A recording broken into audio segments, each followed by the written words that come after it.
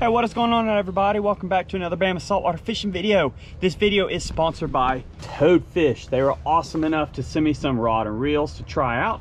So I have the Toadfish rods. These are 7-foot 2-inch rods. And then I have a 3000 and a 2500 size reel spooled up with some Power Pro. And then that's another 7-foot 2-inch. I'll include a link down in the description below. I need to go get some live shrimp and some ice. So I will see y'all in just a bit when I go to the tackle shop. So y'all stay tuned. I'll see you in a bit. We just showed up to Hooked Up Bait and Tackle to grab some shrimp. Luckily they have some bait. So I'm bringing my own bait cooler, but I'm gonna show you, if you don't have an aerated bait cooler, this is just an Engle. They do sell them and they don't pay me to promote it. They do support the channel a lot, which is awesome. So, and my mom and my friends work here. Hey. Hello, morning. What's going on, Bryce?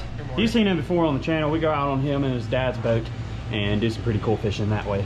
Hopefully we get to do it this year again. Yeah. But he's gonna take me to the back here. Normally, you know, it's employees only, but get a little special treatment today just to show y'all. But before we go back there, this is my aerated bait bucket. This is an Engle. You just need an aerator. Aerator is a necessity with shrimp. There are maybe other ways to keep a shrimp alive, but this is the easiest, most efficient way. But they do have a whole bunch of buckets available. They sell aerators. They sell aerator accessories. So sound like king of the hill, you know, propane and propane accessories, but they have plenty of stuff here. So they don't always have live bait, but when they do, it's normally a better choice. So we're gonna go back there and check it out. All right, so these are the shrimp tanks here, and to show you what they keep their big volumes of shrimp in. He'll dip up some. These are actually pretty much locally caught shrimp, aren't they? They are. Bryce's dad actually has been shrimping. His family's been shrimping here for, like, I think the 1800s, right?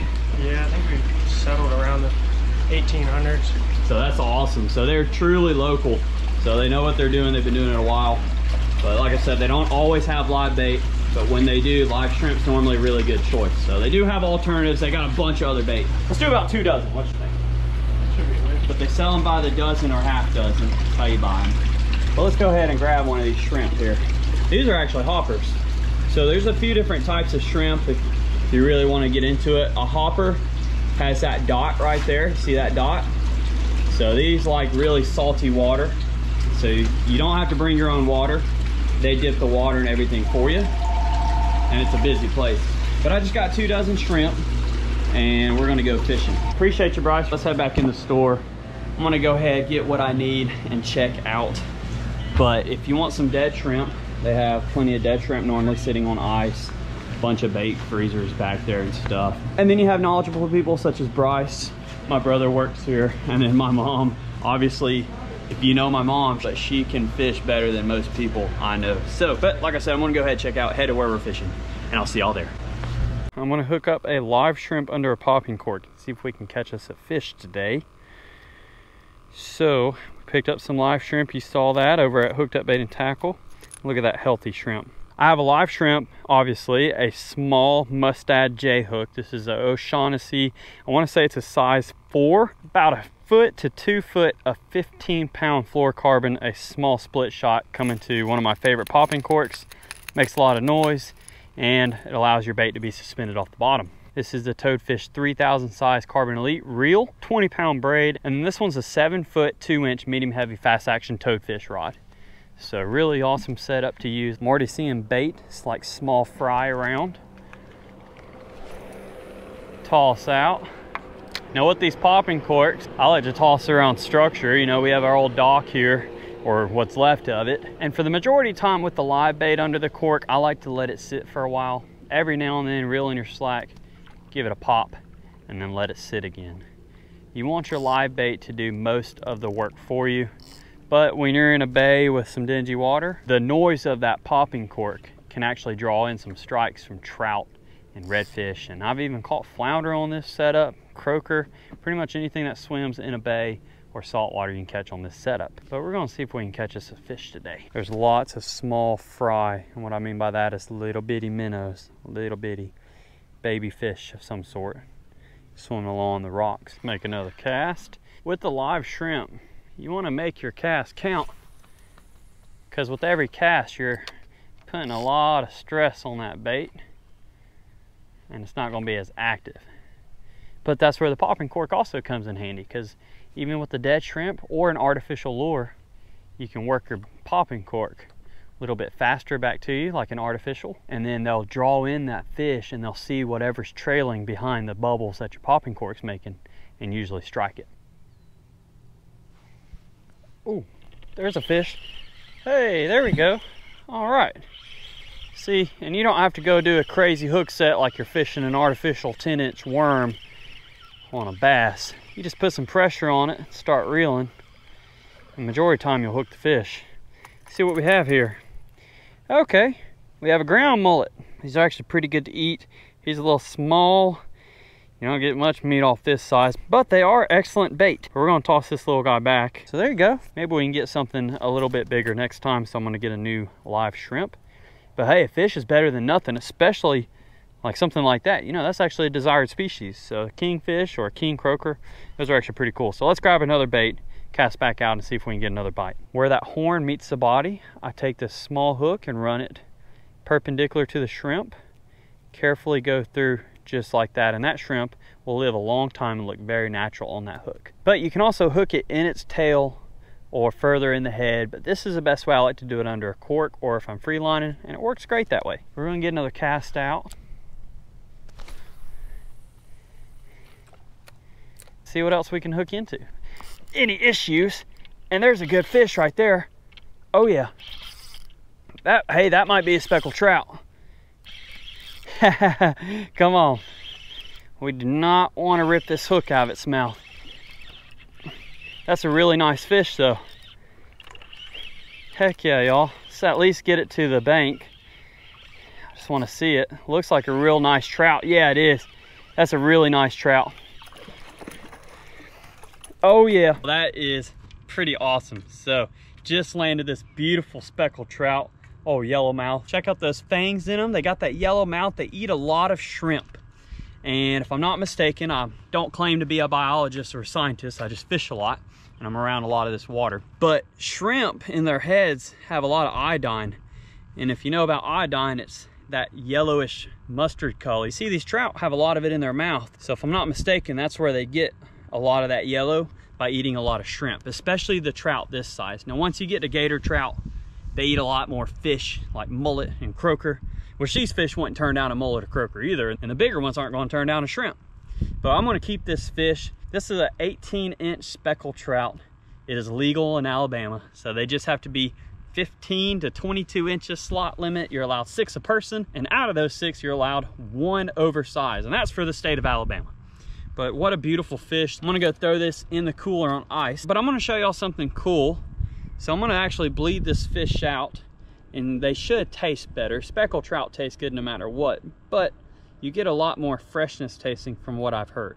So I'm gonna show y'all a cool little way that I usually do it, and hopefully we can stay within the YouTube guidelines. This is for educational purposes. If you don't wanna see it, it's gonna go on ice and we're gonna eat it, so you can skip past this part. But I'm gonna show you real quick. So I just have my sword fillet knife. I wanna dispatch this fish as humanely as possible. So right here behind the eye, go in the brain, put this fish out of his misery. You may still see some movement from this fish because there's nerves. You know, you can cut off the head of a fish and it's still gonna bounce around. The next thing I'm gonna do is go and cut right here below the gills and try to let this fish bleed out. And then you can kind of fold it like this just a little bit and let that bleed out. And what I'm gonna do is go throw it in my cooler with an ice slush. And this fish should bleed out and be extremely fresh. So it may look kind of cruel. As long as you dispatch it, make sure you have a knife or some sort of spike and sever that brain, it'll bleed out. And you can look it up. So I don't do it a lot on video just because it's kind of grotesque, but just to show y'all, let's go throw it in the cooler and see if we can catch another one. I just caught that trout. It is in a nice ice slush. But anytime you catch a fish, they do have some small teeth, so I like to check my leader. This 15-pound fluorocarbon is good. So we'll hook up another bait. There we go. Let's get it out there and try to catch another one. That was a schoolie trout, so where there's one, there's normally more. Let's try that again. All right, y'all, I am back out another day, another evening. Another live shrimp. Try our luck again. We are at high tide. That is a good thing. High water. cast this shrimp out in the middle. Oh my goodness. There we go. Did you see that? It just ripped it out. I think that's another speck.